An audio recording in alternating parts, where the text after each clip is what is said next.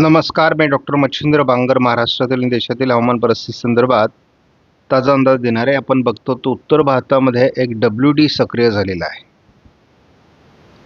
तर त्याच वेळेस एक डीप डिप्रेशन मध्य भारतावर सरकलेला आहे आणि त्याचा परिणाम महाराष्ट्रासहित मध्य प्रदेश, गुजरात, राजस्थान या काही राज्यांवर पुढे होण्याची शक्यता आहे. ओरिसा, छत्तीसगडला त्याने बऱ्याच प्रमाणात अतिवृष्टी केली आहे. महाराष्ट्रातील स्थिती आपण 1 जूनपासून 29 जुलैपर्यंत बघितली. 105% पाऊस कोकण गोव्यामध्ये झालेला आहे. 116% पाऊस मध्य महाराष्ट्रामध्ये घाटमाथ्यावर झालेला आहे. महाराष्ट्राच्या मराठवाडा खास करून भागामध्ये 30%ची घट, विदर्भात 23%ची घट, तर एकूण 97% पावसाची नोंद महाराष्ट्रामध्ये झालेली आहे. मात्र यामध्ये असमान वितरण आहे. विदर्भामध्ये यवतमाळ, वर्धा, नागपूर, भंडारा, गोंदिया या 5 जिल्ह्यांमध्ये पावसाचं मोठं प्रमाण आहे. मात्र चंद्रपूर, गडचिरोली हे जिल्हे दुष्काळी आहेत. त्यापाठोपाठ एक बुलढाणा जिल्हा जर सोडला तर संपूर्ण पश्चिम विदर्भ आणि मराठवाड्याच्या बहुतांश जिल्ह्यांमध्ये आणि पश्चिम महाराष्ट्रात सोलापूरमध्ये दुष्काळी परिस्थिती आहे. 34% घट सिंधुदुर्ग आणि 55-56% घट नंदुरबारमध्ये कायम आहे. अतिवृष्टीचे जिल्हे नाशिक, पुणे, रायगड, मुंबई आणि पालघर हे आहेत. त्यामुळे एकूणच पावसाचं प्रमाण हे असमान आहे. भारतामध्ये एकूण परिस्थिती जर बघितली तर 1 जूनपासून 29 जुलैपर्यंत 15% पावसाची घट आहे. म्हणजे देशात दुष्काळी परिस्थिती आहे. 85%च पाऊस नोंदला गेला आहे. जुलैसारखा सर्वात जास्त पावसाचा महिना हा देशामध्ये महत्त्वाचा आहे. आणि तरी देखील जर एवढी मोठी घट असेल तर हे वर्ष मोठ्या दुष्काळाचा सामना करणार आहे हे लक्षात येतं. या ठिकाणी सरासरीपेक्षा जास्त पाऊस पूर्व गुजरात, घाटमाथ्यासहित मध्य महाराष्ट्र, ओरिसा आणि काश्मीर या ठिकाणी आहे.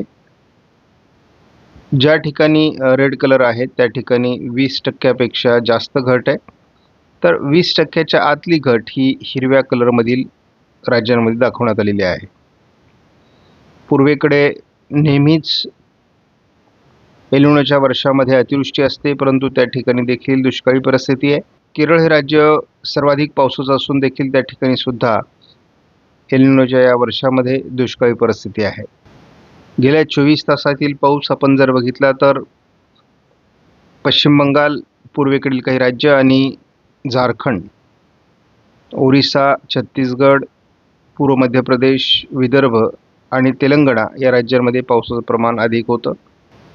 पावसाच्या ज्या नोंदी झालेल्या आहेत त्यामध्ये आपण बघतो सर्वाधिक नोंद ही छत्तीसगड आणि ओरिसामध्ये झालेली, त्यापाठोपाठ तेलंगणा आणि विदर्भात झालेली आहे. कोकणामध्ये काही प्रमाणात संपूर्ण केरळपर्यंत घाटमाथ्यावर झालेली आहे. मात्र उत्तर महाराष्ट्र, मध्य महाराष्ट्र, पश्चिम महाराष्ट्र आणि मराठवाड्यात पावसाचं प्रमाण गेल्या 24 तासात कमी होतं. पहिलं डीप डिप्रेशन आपल्याला मध्य भारताकडे सरकताना भारतीय हवामान खात्याने दाखवलेलं आहे. त्याचा ट्रॅकही आपण अपडेट झालेला बघतो. जवळपास मध्य प्रदेशच्या पूर्व भागामध्ये याचा प्रभाव आहे. मात्र अतिशय घासून असल्यामुळे विदर्भाच्या त्याचा परिणाम विदर्भात जाणवणार आहे. ओरिसावरून निघाल्यानंतर त्यांनी छत्तीसगडचा उत्तरेकडील भाग आणि पूर्व मध्य प्रदेश असा प्रवास केला आहे आणि अतिशय सरळ रेषेत प्रवास आहे.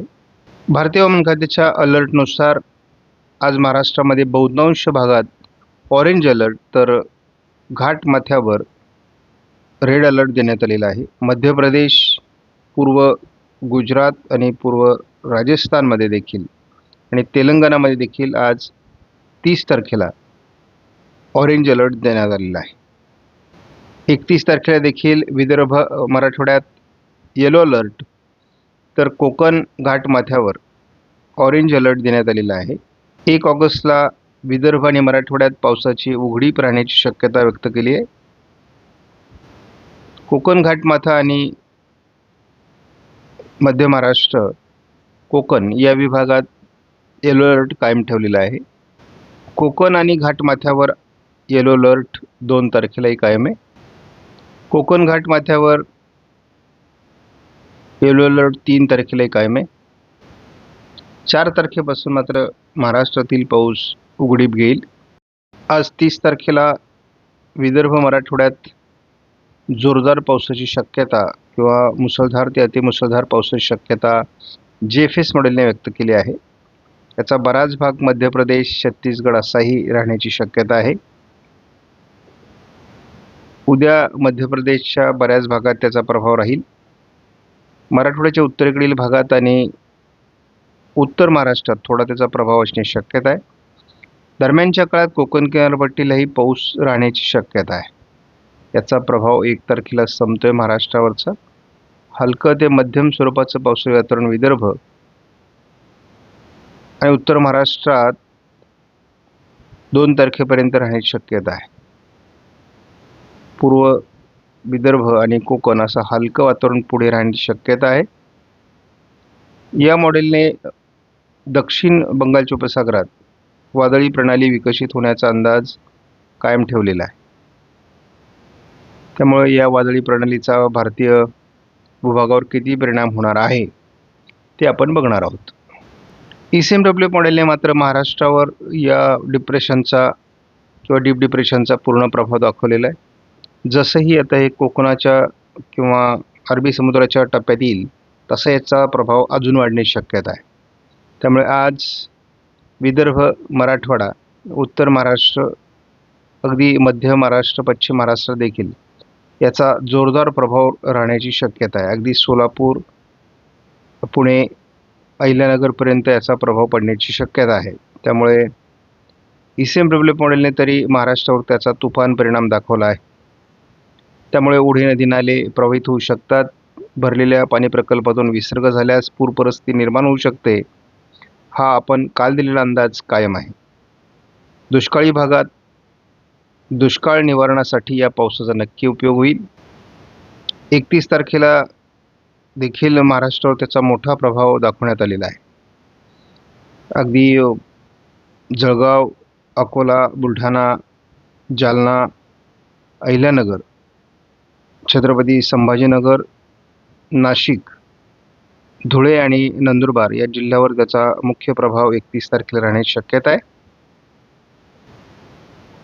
1 तारखेला मात्र याचा प्रभाव उत्तर महाराष्ट्रातील काही भागांमध्ये म्हणजेच धुळे, नंदुरबार, थोडा नाशिकच्या आणि जळगावच्या भागामध्ये याचा प्रभाव राहील. कोकणातही हलक्या पावसांच्या सरी होत राहतील. 2 तारखेपासून किरकोळ पावसाळी परिस्थिती विदर्भ, मराठवाड्यात राहू शकते स्थानिक स्वरूपात. कोकण किनारपट्टीला मध्यम पावसाची शक्यता आहे. 3 तारखेला उत्तर महाराष्ट्र, कोकण, पश्चिम महाराष्ट्र, दक्षिण मराठवाडा, विदर्भ अशी हलकी पावसाळी परिस्थिती राहणार आहे. 4 तारखेला स्थानिक वातावरण मराठवाडा, दक्षिण पश्चिम महाराष्ट्र, विदर्भ, उत्तर महाराष्ट्र, कोकण असेही राहणार आहे. परंतु स्थानिक स्वरूपाचं वातावरण आहे आणि कधीकधी स्थानिक स्वरूपाचं पाऊसही बऱ्याच भागात चांगला होतो. 5 तारखेला विदर्भ आणि कोकण असं हलकं वातावरण आहे. 6 तारखेला ही दक्षिण पूर्व मराठवाडा, पूर्व विदर्भ, कोकण स्थानिक वातावरण आहे. पूर्व विदर्भामध्ये एक सिस्टम विकसित होण्याची शक्यता आहे. कोकणातही तिचा प्रभाव राहील 7 तारखेला. 8 तारखेला पावसाचा प्रभाव महाराष्ट्रात कमी असणार आहे. 9 तारखेला दक्षिण कोकणात पाऊस वाढतोय, इतरत्र पावसात जोर नसणार आहे. 10 तारखेला केवळ कोकणात दक्षिणेला पाऊस असेल, इतरत्र पावसाची शक्यता कमी आहे. 11 तारखेलाही विशेष प्रभाव नाही. 12 तारखेलाही विशेष प्रभाव नाही. थोडं विदर्भामध्ये हलकी पावसाळी परिस्थिती काही विभागात तयार होऊ शकते. 13 तारखेला एक नवीन सिस्टम विदर्भाच्या दिशेने सरकण्याची शक्यता आहे आणि आपण असं सांगितलेलं आहे की ऑगस्टचा पूर्वार्ध हा कमी पावसाचा, तर उत्तरार्ध हा अधिक पावसाचा असण्याची शक्यता आहे. हा प्राथमिक अंदाज आहे आणि अशा हालचाली आपल्याला 13 तारखेपासूनच विदर्भातून दिसू लागतील. नवीन वादळी प्रणाली ही महाराष्ट्राच्या दिशेने सरकण्याची शक्यता आहे. आपण या मॉडेलनुसार धावती चाल जर या डिप्रेशनची बघितली तर दिलेल्या ट्रॅकनुसार अतिशय सरळ रेषेत ते पुढे सरकणार आहे. मध्य प्रदेश, विदर्भ असा त्याचा प्रभाव राहणार आहे. महाराष्ट्रावर मोठा परिणाम या डिप्रेशनचा किंवा डीप डिप्रेशनचा होणार आहे. डीप डिप्रेशनचा त्याचा दर्जा कायम ठेवण्यात आलेला आहे भारतीय हवामान खात्याकडून आणि जसे आता अरबी समुद्रातील वारे त्याला जोडले जातील तशी त्याची गती वाढू शकते. त्यामुळे महाराष्ट्रात जोरदार ते अतिजोरदार पाऊस किंवा अतिमुसळधार पाऊस देण्याची क्षमता त्यामध्ये आहे. त्यामुळे काही विभागात अतिवृष्टी तर काही विभागात मध्यम हलक्या स्वरूपाचा पाऊस देखील महाराष्ट्रामध्ये होईल. दुष्काळी भागावर याचा अधिक प्रभाव असल्यामुळे दुष्काळ निवारणासाठी याचा उपयोग होईल. मात्र ज्या ठिकाणी पाणी प्रकल्प भरलेले त्या ठिकाणी पाण्याचा विसर्ग झाल्यामुळे पूर परिस्थिती देखील निर्माण होऊ शकते असा अंदाज आपण दिलेला आहे. आपण बघतो त्याची गती 31 तारखेला वाढते, परंतु ते मध्य प्रदेश, गुजरात असं सरकण्याची शक्यता आहे. तरी देखील वादळी प्रभाव असल्यामुळे द्रोणीय स्थिती त्याची महाराष्ट्रावर असल्यामुळे महाराष्ट्रात बऱ्यापैकी पाऊस प्रभाव टाकेल असा अंदाज आहे. आपण जर एकत्रित अंदाज बघितला तर याचा प्रभाव महाराष्ट्रामध्ये अगदी उत्तर सोलापूरपासून जळगावपर्यंत आणि संपूर्ण विदर्भ, संपूर्ण मराठवाडा, संपूर्ण उत्तर महाराष्ट्र, मध्य महाराष्ट्र, कोकण असा प्रभाव राहण्याची शक्यता आहे. अजूनही ते छत्तीसगडमध्येच दाखवण्यात आलेला आहे. अजून त्याचा पूर्ण महाराष्ट्रावर प्रभाव सुरू झालेला नाही, परंतु विदर्भातून हळूहळू प्रभाव सुरू झालेला आहे. आता कोणत्याही क्षणी विदर्भात मुसळधार पाऊस काही विभागात सुरू होऊ शकतो. यामध्ये नांदेड, वाशिम, गडचिरोली, चंद्रपूर, यवतमाळ, वर्धा, नागपूर, भंडारा, गोंदिया, चंद्रपूर, गडचिरोली, अगदी परभणी, लातूर, बीड, छत्रपती संभाजीनगर अशा बऱ्याच विभागात याचा प्रभाव दाखवण्यात आलेला आहे. आज दिवसभरात हा प्रभाव वाढत जाईल. उद्या देखील जळगाव, अकोला, बुलढाणा, धुळे, नंदुरबार, नाशिक, छत्रपती संभाजीनगर, जालना या विभागात त्याचा प्रभाव दाखवण्यात आला आहे. आणि उद्या दुपारनंतर हे उत्तर महाराष्ट्रातून उत्तरेला निघून जाईल आणि त्याचा प्रभाव महाराष्ट्रावरचा कमी होऊन जाईल. आपण एक खंडाचा अंदाज 1 तारखेपासून दिलेला आहे. किरकोळ स्थानिक परिस्थिती वगळता फार मोठे पाऊस महाराष्ट्रात ऑगस्टच्या पहिल्या भागामध्ये नाही आहेत. आता आपण 2 तारखेला थोडं मराठवाड्यामध्ये, पश्चिम महाराष्ट्रामध्ये हलकं वातावरण बघतो, कोकणामध्ये किंवा पश्चिम महाराष्ट्र, दक्षिण मराठवाडा, विदर्भ, कोकण असं वातावरण स्थानिक स्वरूपात दाखवण्यात आलेलं आहे. त्यामुळे हा अतिशय कडकडीत खंड नाही. मराठवाडा, विदर्भ, पश्चिम महाराष्ट्र, कोकण हलकं वातावरण 4 तारखेलाही आहे. 5 तारखेला मात्र विशेष वातावरण नाही. 6ला थोडं दक्षिण किंवा पूर्व विदर्भ, दक्षिण मराठवाडा या ठिकाणी वातावरण आहे. 7 तारखेला मात्र फारसं वातावरण नाही. 8 तारखेलाही विशेष वातावरण नाही. 9 तारखेलाही विशेष वातावरण नाही. 10 तारखेला विशेष वातावरण नाही, मात्र घाटमाथ्यावर कोकणात सरी असू शकतात. जवळपास 12 तारखेपर्यंत पुढे फारसं पावसाळी वातावरण नाही. त्यामुळे एक मोठा खंड आपण ऑगस्टच्या सुरुवातीला बघणार आहोत. मात्र आपल्याला यामध्ये बदल होताना दिसेल 13 तारखेपासून. विदर्भाकडून एक नवीन सिस्टम विकसित होईल आणि ती विदर्भातील पूर्व भागाला पाऊस देण्याची शक्यता आहे. ज्या पद्धतीचं डीप डिप्रेशन आता पुढे सरकतंय त्याच पद्धतीचं एक डिप्रेशन 13 तारखेनंतर पूर्व भारताकडून महाराष्ट्राकडे किंवा मध्य भारताकडे सरकेल असा अंदाज कायम आहे.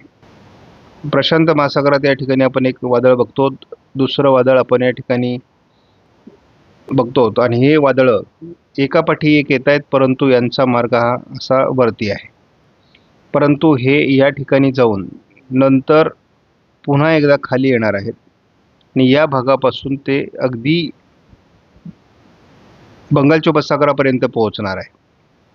असा त्याचा पुढचा प्रवास आहे आणि त्यानंतर हीच वादळं अशी थोडी थोडी खाली सरकणार आहेत आणि त्यांचा प्रवास या ठिकाणापर्यंत येईल आणि इथून त्याचे काही अंश भविष्यामध्ये बंगालच्या उपसागरात पोहोचतील व या ठिकाणाहून तयार होणाऱ्या सिस्टम या महाराष्ट्रावर येण्यासाठी तयार असतील. त्यामुळे आपल्याला उत्तरार्ध जो आहे ऑगस्टचा तिथपासून पुढे महाराष्ट्रासाठी अनुकूल पावसाळी वातावरण बघायला मिळणार आहे.